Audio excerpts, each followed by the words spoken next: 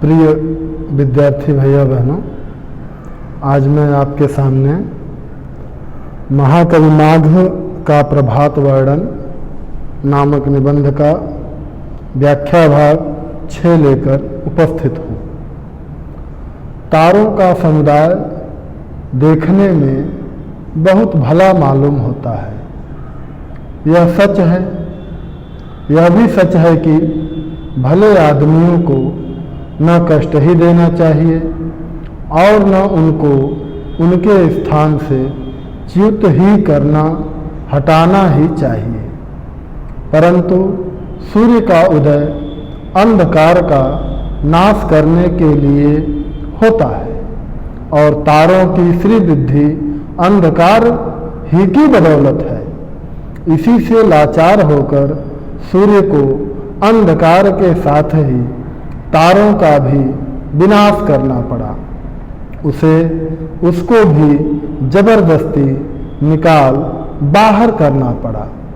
बात यह है कि शत्रु की बदौलत ही जिन लोगों को संपत्ति और प्रभुता प्राप्त होती है, उनको भी मार भगाना पड़ता है। शत्रु के साथ ही उनका भी विनाश साधन करना ही पड़ता है। न करने से भय का कारण बना ही रहता है।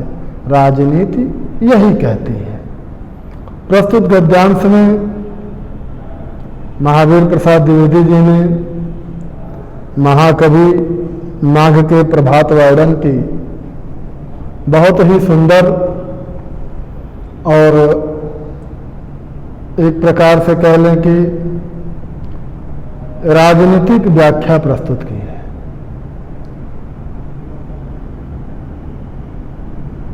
कहते हैं तारों का समुदाय देखने में बहुत भला मालूम होता है। रात्रि के समय हो या चाहे सूर्योदय के बाद, नहीं, सूर्योदय के पहले के समय में, अभी तक सूर्य का या उसकी लालिमा का जब तक प्रभाव नहीं रहता है, तब तक तारे हमको आकाश में दिखाई पड़ते हैं और वह बड़े ही भले मनुष्य की तरह अपने एक स्थान पर बैठे हुए चुपचाप चमकते रहते हैं, ऐसा देखने में लगता है। तो उन तारों की तुलना महावीर प्रसाद द्विवेदी जी ने भले व्यक्तियों से की है।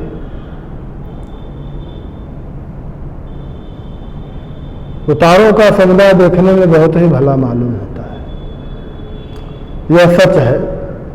यह भी सच है कि भले आदमियों को न कष्ट ही देना चाहिए और न उनको उनके स्थान से च्युत ही करना, हटाना ही चाहिए।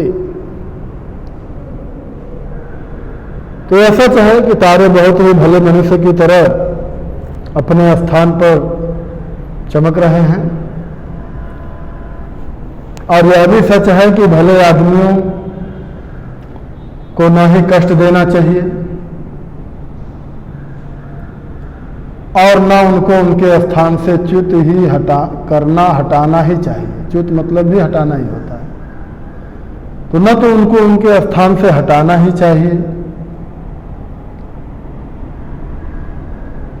परंतु सूर्य का उदय अंधकार का नाश करने के लिए होता है और तारों की श्रीवृद्धि अंधकार ही की बदौलत है।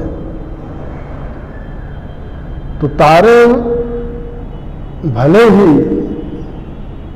भले मनुष्य की तरह हैं,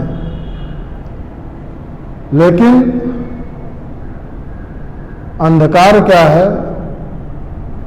वह सूर्य का प्रबल शत्रु है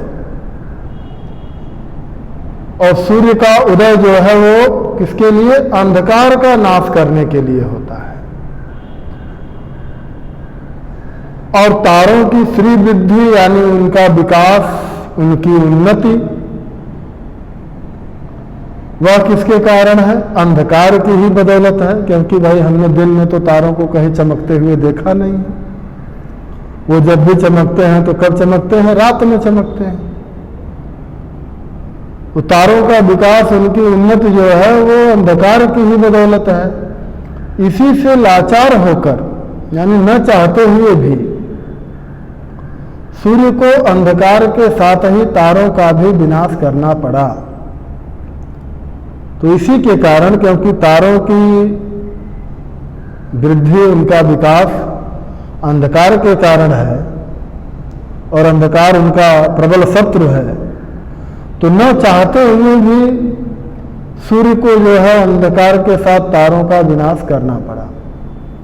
उसको भी जबरदस्ती बाहर करना पड़ा। तो उनको भी जबरदस्ती, तारों को भी जबरदस्ती, क्योंकि जब सूर्य का प्रभाव हो गया, उसका राज्य स्थापित हो गया,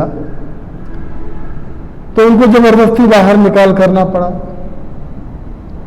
क्यों करना पड़ा?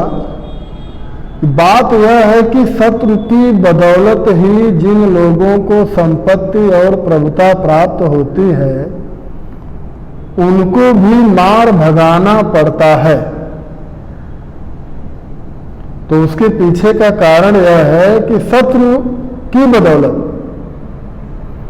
शत्रु के कारण जिन लोगों को संपत्ति और प्रभुता प्राप्त होती है, उनका प्रभाव रहता है, उनको भी मार भगाना पड़ता है। मान लीजिए भाई आपका कोई शत्रु है और उस शत्रु के बहुत से समर्थक हैं, चाहे उस शत्रु के कारण बहुत से लोग जो है वो फल फूल रहे हैं, अपना विकास कर रहे हैं। तो आपने अगर अपने शत्रु को मार दिया और उन लोगों को छोड़ दिया, तो चूंकि शत्रु के ही कारण वह लोग फल फूल रहे थे, उन्नति कर रहे थे, तो वह आपका साथ ठीक प्रकार से नहीं दे पाएंगे। तो इस कारण से आपको अपने शत्रु के साथ साथ उनको भी हटाना ही होगा, उनका भी विनाश करना ही होगा, तभी आप ठीक प्रकार से उस स्थान पर स्थापित हो पाएंगे।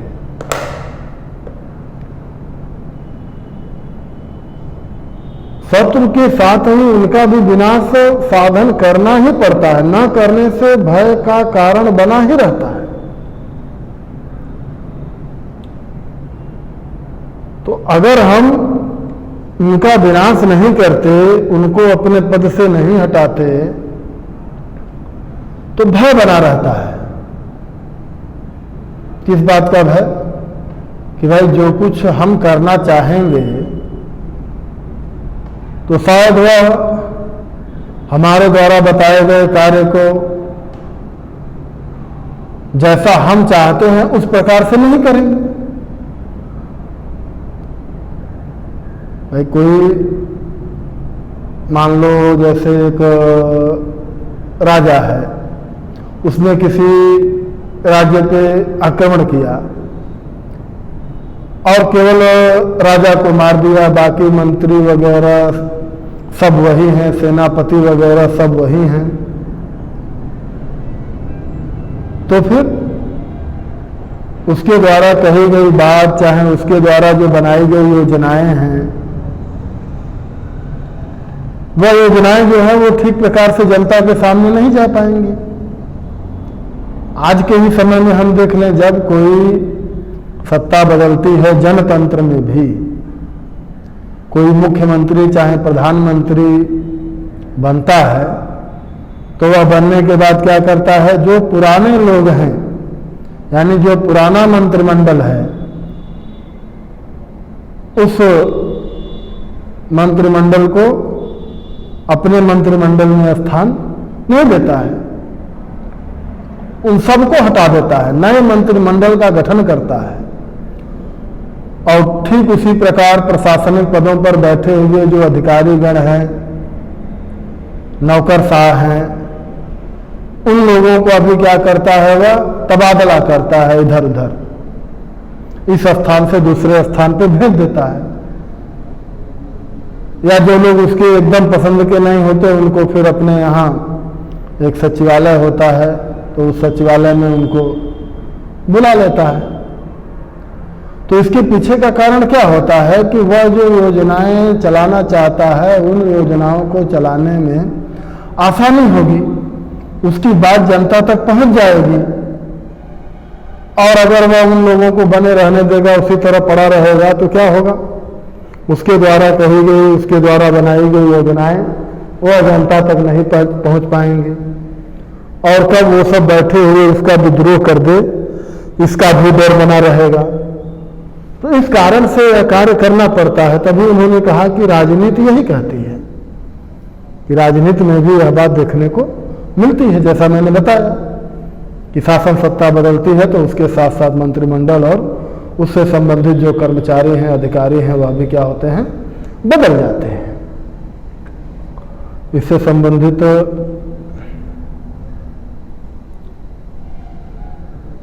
कुछ प्रश्न हैं।